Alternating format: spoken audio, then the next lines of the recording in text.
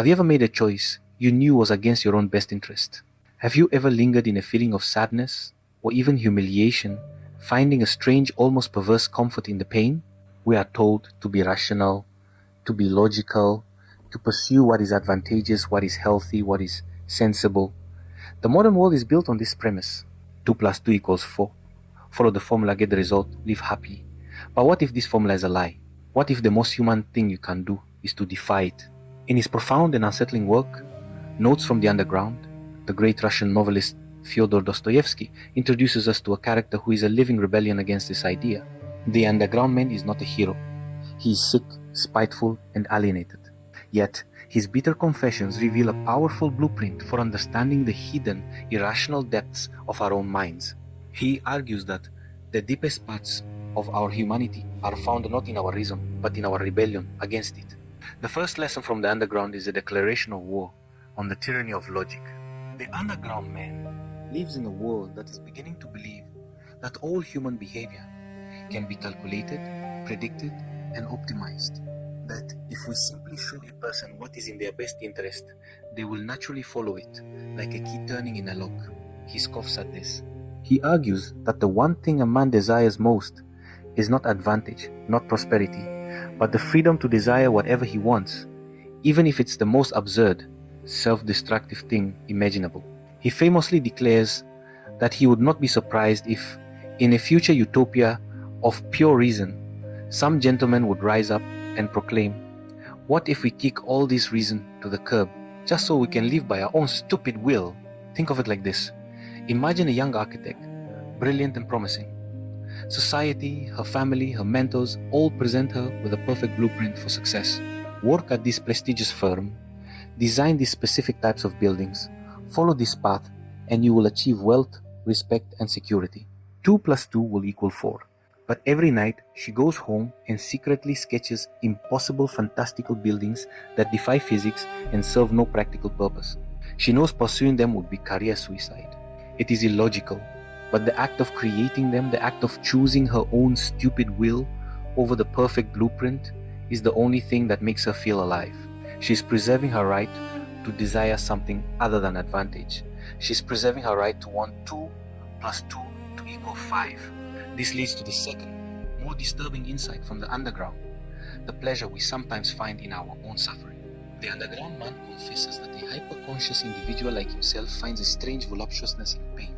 Whether it's the agony of a toothache or the sting of a public humiliation, he finds a way to savor it. He says the pleasure comes from the too vivid consciousness of one's own degradation. It is the feeling of hitting rock bottom, of knowing you are a mess, and realizing that this state is, in its own twisted way, a choice. It's a declaration that I am in pain, and I know I am in pain, and this awareness separates me from the simple-minded men of action who do not understand such complexities. Consider the story of a man named Leo who works a soul-crushing corporate job. One evening, his boss publicly humiliates him in a meeting for a minor mistake. He goes home, and instead of brushing it off, he replays the moment over and over. He feels the shame, the anger, the resentment. But then, something else creeps in, a bitter satisfaction.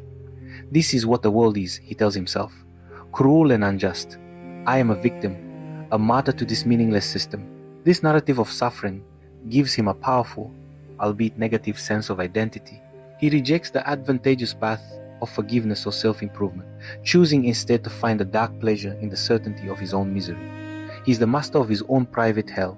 Finally, the underground man teaches us about the profound alienation that comes from this hyper-awareness. He lives in his subsoil, a metaphorical and literal basement, hiding from a world he feels superior to, yet is also terrified of. His intelligence doesn't lead to action, it leads to paralysis.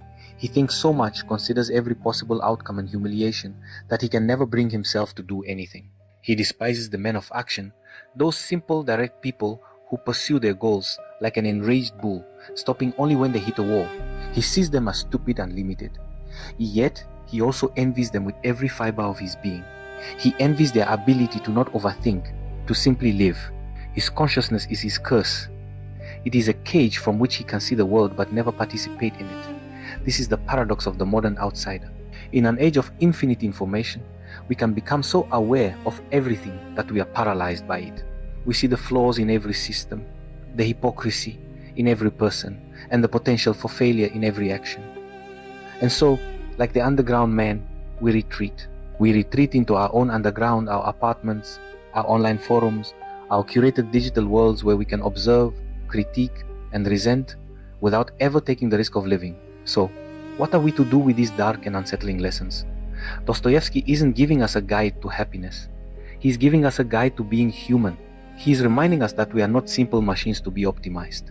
We are chaotic, contradictory creatures who find meaning in freedom, even if that freedom leads to foolishness.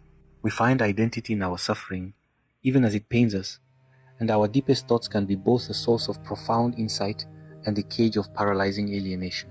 The next time you face the temptation to follow a perfect, rational formula, remember the lesson of the underground man.